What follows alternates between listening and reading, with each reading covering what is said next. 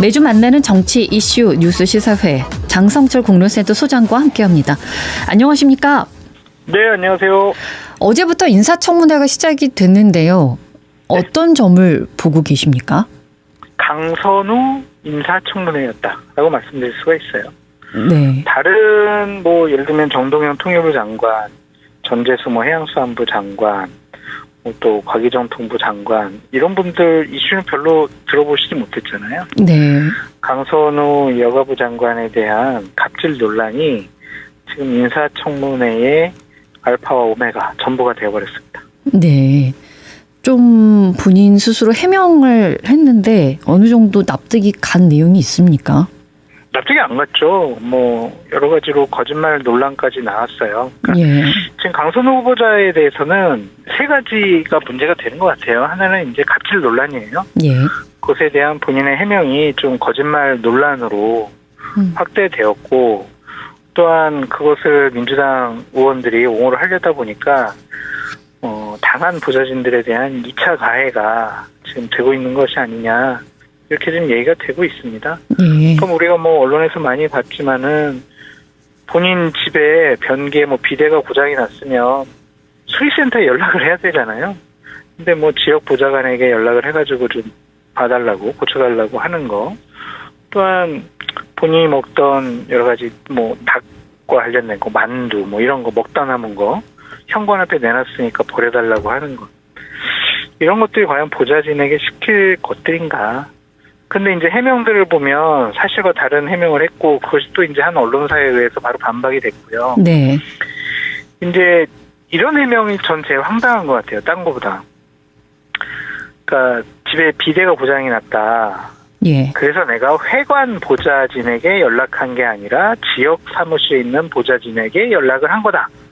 이렇게 해명을 하거든요. 네.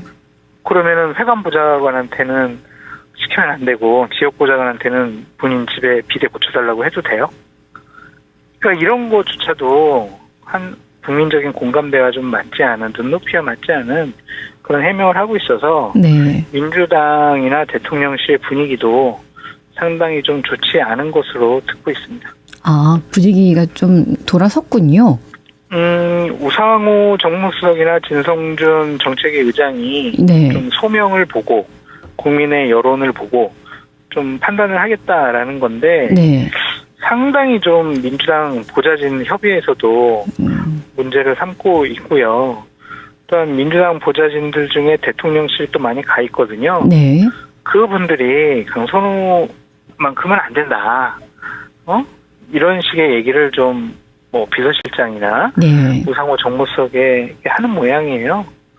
그래서 좀 위험하지 않을까. 그대로 임명되기는 좀 어렵지 않을까. 라고 네. 조심스럽게 전망을 해봅니다. 그러니까 스스로 접는 경우가 있고 아니면 이제 대통령이 임명 철회. 철회하는 방법이 있고 네. 이렇게 두 가지가 있겠군요. 그런데 이제 좀 얘기를 들어보면 네. 강선우 후보자 같은 경우에 좀 억울하다. 그리고 내가 여기서 물러나고 그냥 접으면 나의 정치적인 생명력은 끝날 수가 있다. 예. 다음번 공천도 못 받지 않겠느냐. 그래서 본인은 필사적으로 그냥 임명 강행 네. 아니면은 본인 사퇴하지 않도록 열심히 노력을 하고 여러 민주당 의원분들이나 대통령실을 좀 설득하고 있는 모양입니다. 그러니까요. 낙마로 끝나는 게 아니고 다음에 이제 공천이 연계돼 있다고 생각을 하기 때문에 사활을 걸고 지금 막고 있는 게 아닌가라는 또 생각도 들고요. 근데 생각을 해보세요. 네. 민주당의 존재 가치를 근본적으로 부정하는 행위예요. 민주당은 갑질 문화를 없애겠다. 소수자, 약자, 가진 자들에게 피해를 받는 네. 그런 사람들을 보호하겠다라고 을지로위원회를 정말 십몇 년 전부터 만들어가지고 약자를 보호하는 정당 민주당 이런 이미지를 줬잖아요. 네. 근데 보좌진에게 갑질한 강선우 의원을 그렇게 보호하고 옹호한다라는 것 자체가 맞느냐 그런 생각이 들고 네. 제가 정말 비판하고 싶은 대목은 이거예요. 지난 12월 3일 날 윤석열 전 대통령이 불법적인 비상계엄을 했을 때 국민의힘 보좌진들도 가서 막았지만 대부분 민주당 보좌진들이 막 뛰쳐나가가지고 군인들 막고 그 안에 본회의장 못 들어가게도 막고 정말 용기 있게 용감하게 싸웠잖아요. 그랬었죠. 그래서 본회의장 못 들어가고 실패했잖아요. 네. 그런데 그런 보좌진을 향해서 김병기 원내대표가 그 보좌진이 이상한 사람일 수 있어요. 이렇게 얘기를 해요. 그리고 민주당의 어떤 의원은 보좌진은 많이 바뀌어요. 이런 얘기를 해요. 이게 과연 맞는 것인가? 저는 뭐 보수파 패널로서 민주당 계속 비판해왔지만 그래도 인정한 부분들이 있거든요. 네. 국민의힘이 못하는 소수자, 약자에 대한 배려와 그들에 대한 인권의 옹호. 이거 민주당의 존재 가치였는데 그거를 스스로 부정하는 얘기들을 서슴지 않게 하면서 2차 가해를 하고 있어요. 그래서 이 부분만큼은 왜 강선우 의원을 지키려고 하다가 이재명 대통령에게 여러 가지 피해를 가게 만듭니까? 그래서 민주당 의원분들이나 지도부들도 좀 심각하게 생각하셔야 되지 않을까라는 여론이 많습니다. 예. 사실관계 확인 중이었을까요? 아니면 확인이 됐는데도 불구하고 그렇게 말씀을 하셨을까요? 언론 보도로 많이 나왔잖아요. 저희가 네. 이제 이건 의혹이라고 할 수가 없는 게 본인과 보좌진과 의원이 주고받은 문자 메시지가 공개됐잖아요. 네. 그럼 이건 의혹은 아니죠. 사실인 거죠. 근데 왜 인사 검증에서 이걸 거르지를 못했을까요? 큰 문제인데요. 몰랐겠죠. 그냥 흉흉한 소문은 있었어요.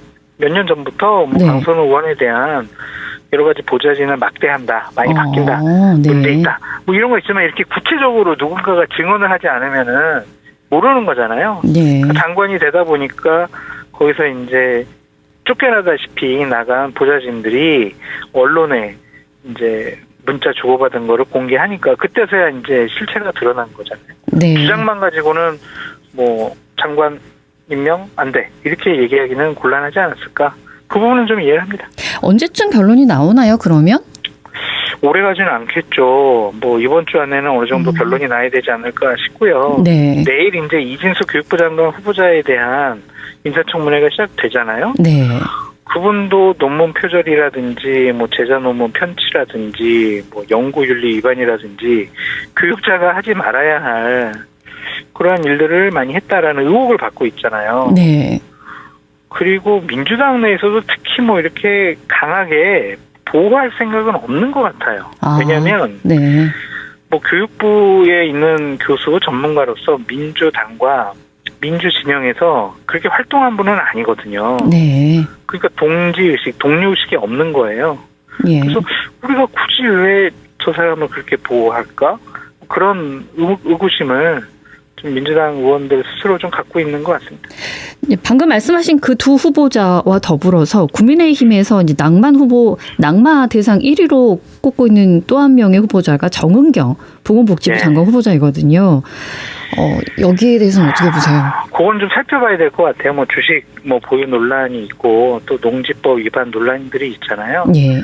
이제 예를 들면 주식 같은 경우가 정은경 후보자가 이제 질병관리청장을 할 때 내가 이제 다음 주 월요일에는 마스크를 잘 쓰고 다니시라. 그리고 손 소독을 잘 하고 다니시라. 손 세정 잘 하셔야 된다. 네. 이렇게 내가 발표할 거야. 그러면 국민들이 많이 마스크도 사고 손 세정제 사겠지. 그러면 그 전에 내가 남편한테 알려줘가지고 손 세정제나 마스크 관련 기업의 주식을 사놓으면 내가 나중에 돈 많이 벌 수 있겠네. 이러면 이제 결격사유죠. 예. 근데 이제 그게 아니라 그냥 단순히 어떤 정보 없이 투자 개념으로 했다면 그것까지 뭐 문제 삼을 필요가 있을까라는 좀 생각이 들고 예. 농지법 위반 같은 경우도 뭐 법률을 위반한 거지만 그것이 뭐 장관이 되는데 결격 사유가 될까? 왜냐 질병 관리와 관련해서 보건복지 분야와 관련해서 네. 정의용 장관이 어떤 부적절한 그리고 잘못된 일을 했다. 그러면 그건 결격 사유가 되겠지만 네. 이거는 하나의 이제 논란, 논쟁거리, 잘못한 거 이렇게 볼 수 있지만 그걸로 당신은 장관 되긴 안 돼. 이렇게 규정하기는 쉬워 보이지는 않습니다. 그래서 인사청문회 때 네. 또 그 주식과 관련해서는 어떻게 해명을 하는지 지켜보면 좋을 것 같습니다. 이번에 인사청문 대상자가 몇 명입니까? 8명에다가 10명, 한 18분 정도 돼요. 모두 18. 지금 장관 후보자가 17명인가? 확인을 해보고 들어왔어야 되는데. 네. 국세청장 예. 이제 후보자까지 있으니까 그 정도 되는데 8분이 이제 정치인 출신이고요. 네. 한 10분 정도가 이제 전문가, 뭐 교수, 뭐 관료 이런 분들이죠. 이렇게 이제 인사청문 대상자가 많으니까 대통령실에서 인사청문 TF를 꾸렸다고 하는데 이재명 대통령의 인사종국 돌파 전략이라든가 국회의 대응 기조는 이제 좀 바뀌었습니까? 모두 다 한 명도 낭만은 없다 이렇게 처음에 시작해가지고요. 근데 뭐 그 부적절하다라고 국민들이 판단하고 해명이 잘 안 되면 그냥 네. 다른 사람 찾으면 되지. 뭐 한 명이 낙마하고 두 명이 낙마하면 국정 운영하는데 걸림돌이 되고 상당히 뭐 야당한테 밀리면은 우리가 여러 가지로 뭐 국회에서나 정부가 하는 일에 대해서 좀 주도권을 뺏겨 이렇게 생각할 필요 뭐가 있어요. 그렇지 인사검증 않죠. 왜 해요? 네. 네, 청문회 왜 하냐고요. 그냥 부적절한 거 있으면은 밝혀지면 본인 제대로 해명 못하면 네. 소명 못하면 그냥 부적격한 거 아니에요? 그러면은 임명 처리하면 되지. 그게 뭐 큰 국정 운영하는데 걸림돌이 될까? 윤석열 전 대통령이 그러다 망했잖아요.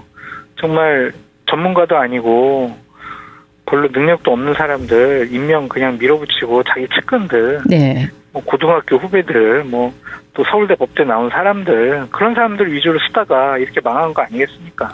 제가 오늘 오프닝에서도 장관 자리에 누가 앉느냐가 너무 중요하다고 얘기를 했었었는데 네. 그 중요성에 대해서 말씀해 주시겠어요? 항상 모든 일을 대통령이 다 꾸려갈 수는 없는 거잖아요. 그렇죠. 네. 장관은 그 부처에서 하는 일을 최종적으로 책임지고 결정하는 사람이라고 볼 수밖에 없습니다.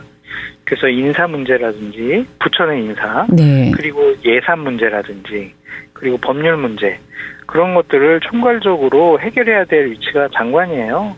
그래서 장관의 선택에 따라서 국가의 정책도 바뀔 수가 있고요. 예. 국민들에게 이제 가해지는 여러 가지 혜택이라든지 예산이라든지 이런 거 다 바뀔 수가 있습니다. 네.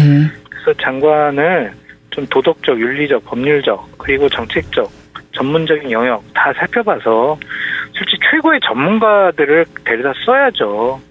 월드컵에요. 그냥 후보 선수 검증되지 네. 않은 사람을 월드컵 경기에 내보낼 수 없잖아요. 월드컵 경기는 최고의 선수들을 뽑아가지고 성과를 내는 거잖아요. 네.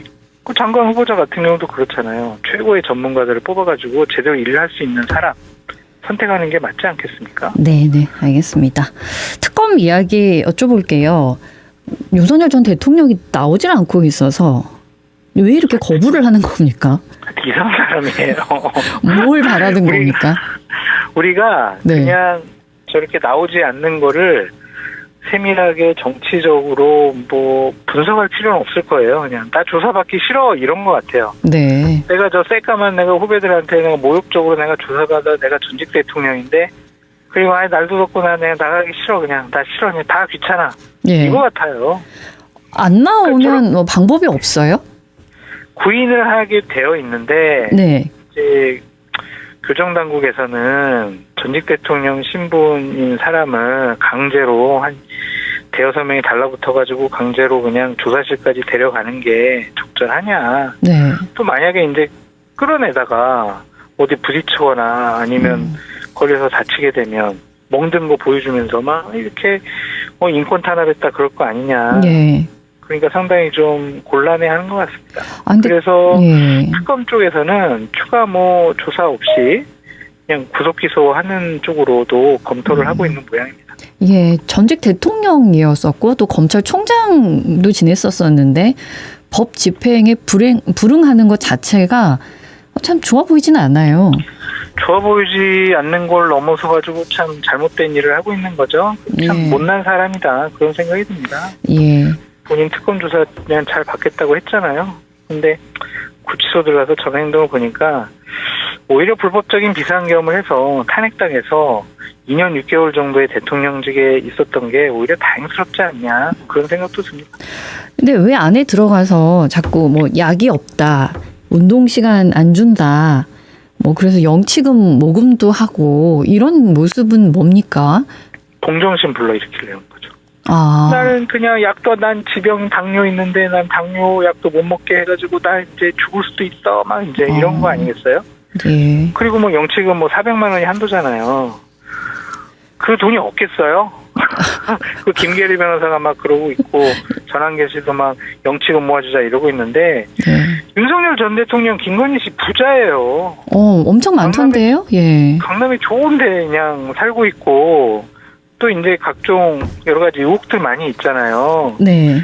김건희 집사가 뭐 돈을 뭐 185억을 각 뭐 어떤 회사들한테 끌어 모아가지고 90억이 지금 어디로 행방무연됐네부터 시작을 해가지고 뭐 많은 걸 해먹었다라는 의혹도 있고 또 처갓집 재산도 많이 있잖아요. 그런데 왜 그런 사람한테 영치금을 왜 주냐고요. 그 김계리 변호사나 이런 사람들도 참 나쁜 사람들이다라고 말씀드립니다. 이렇게 작은 부분 그럼 그냥 건너뛰고 앞으로의 특검의 진행 방향은 어떻게 되겠습니까? 기본적으로 김건희 씨에 대한 수사가 아주 집중될 것 같습니다. 김건희 특검에서는 16가지 혐의잖아요. 네. 그런데 더 그것이 20개 될 수도 있고 30개 될 수도 있을 것 같다. 그런 생각이 들고요. 최상병 특검도 지금 활발하게 구속영장도 청구하고 압수수색도 지금 계속 하고 있고요. 예. 그래서 사실관계를 밝히기 위해서 좀 발빠르게 움직이는 것 같은데 상당히 압수수색이라든지 지금 구속영장 청구가 발빠르게 네. 상당히 많이 지금 진행되고 있습니다. 예. 하나 여쭤보고 싶은 거는 지금 윤 전 대통령은 버티고 있잖아요. 네. 네. 일반인들도 이렇게 할 수 있어요? 없죠. 하려면 하겠죠. 근데 그게 맞냐, 상식적이냐, 그리고 그게 본인 재판받는데 도움이 되냐 이런 거잖아요. 네, 도움도 그러니까 안 윤석열 되겠죠. 전 대통령은 무기징역 아니면 사형이에요. 그러니까 내가 가서 뭘 얘기하더라도 난 사형에서 무기징역으로 감형될 뿐이지 내가 그냥 풀려날 수 있을까? 그런 생각도 있는 것 같은데 일반인들 같은 경우에는 조사에 나가가지고 적극적으로 변호사와 함께 해명을 하는 게 형량을 낮추는 데 도움이 되는 거잖아요. 예. 묵비권을 행사한다고 그게 법정에서 유리한 증거로 채택되는 건 아니잖아요. 네. 그러니까 이상한 사람이에요. 네. 예. 맞아요. 그러니까 이해하려고 하면 저희가 힘들더라고요. 이상한 사람이에요. 네, 맞아요. 그래서 우리가 왜 그럴까요? 분석을 하는 것 자체가 시간 낭비라는 좀 생각이 들고 전직 대통령, 공직자라면 대한민국의 시스템과 법치를 존중해야 되잖아요. 네. 그런 생각이 전혀 없는 사람이란 말이에요. 정말 창피합니다. 예, 알겠습니다. 국민의힘의 혁신위원회가 이제 1호 혁신안으로 계엄 탄핵에 대한 사과문을 당원 당규에 명시하자고 제시를 했는데요. 이건 어떻게 평가하십니까? 그게 혁신이에요? 그게 가장 기본이지? 그러니까 지금 방향과 목적지가 좀 잘못되지 않았느냐라는 좀 생각이 듭니다. 지금 그 부분은 잘못됐다고 많은 국민들이 이미 평가를 내렸고 그래서 대선에서 진 거고 지금 현재 지지율이 상당히 낮게 나오고 있잖아요. 예. 근데 그거는 기본이고 보다 더 해야 될 것은 인적 청산인데 인적 청산의 당사자들, 대상자들이 당의 주요한 보직을 맡고 있고 또한 거부하는 듯한 얘기를 계속 하잖아요. 예. 오늘도 권영세 전 비대위원장이 나한테 손가락질 하지 마라. 한동훈 네 잘못이다. 이런 식의 얘기를 하고 있잖아요. 예. 그래서 저 사람들이 혁신위에서 사과하라고 하더라도 사과 안 할 겁니다. 사과하면은요 정치적인 책임을 져야 돼요. 그 정치적인 책임이 뭐겠어요? 불출마 아니면 정계 은퇴잖아요. 네. 그러면 본인들은 감옥 간다고 생각을 해요. 법적으로 처벌받을 수 있다 생각하는 거예요. 예. 그러니까 저렇게 어거지 쓰면서 그냥 본인 항변하고 있는 거예요. 그래서 국민의힘 혁신이 활동 그리고 혁신이 될 것이냐 의미 없다. 예. 진짜 안 혁신이 되려면 이제 인적 쇄신 말씀을 하셨는데 권영세 전 비대위원장이 어제 인적 쇄신 3년 후 총선에서 하면 되는 거 아니냐는 취지 주장을 또 했단 말이에요. 이게 말이 됩니까? 3년까지 기다려야 된다는 게? 그게 뭐냐면 네. 지난 대선에서도 그 지역구 용산 지역에서는요 이겼어요. 김문수 후보가. 그리고 작년 총선에 봐보세요. 이태원 참사가 벌어진 곳이잖아요. 그 용산이. 네. 작년 총선에 또 권영세 의원이 당선됐잖아요. 그러니까 자기는 자신이 있는 거예요. 당에서 나를 조치를 취하지 않으면 내 지역구 용산은 너무나 보수파에 유리한 곳이기 때문에 나는 또 당선되고 너희들은 떨어지더라도 나는 또 배치된다. 이런 생각이 있는 거니까 인위적인 인적 쇄신 청산 없다. 그냥 국민들에게 맡기자 이런 식의 나오는 게 지역구가 그래서 그래요. 한번 보여줘야겠는데요, 용산에서? 당연히 하죠. 예. 그런데 이제 그쪽에 계신 분들이 거의 뭐 강남이라든지 아니면 영남권의 유권자들과 비슷한 성향 선택을 하시더라고요. 그래서 참 권영세 의원이 저렇게 큰 소리 칠 수 있는 건 지역구 주민들 백을 믿고 저러고 있는 거다, 그런 생각이 듭니다. 예, 언젠가 바뀔 수 있는 건데 너무 믿는 건 바뀌어야죠. 아닌가라는 생각도 드는군요. 오늘 말씀 여기까지 듣겠습니다. 고맙습니다. 감사합니다. 장성철 공로센터 소장과 함께했습니다. 언제 어디서나 내 손 안의 뉴스 광주 MBC 뉴스 유튜브 구독으로 함께하세요.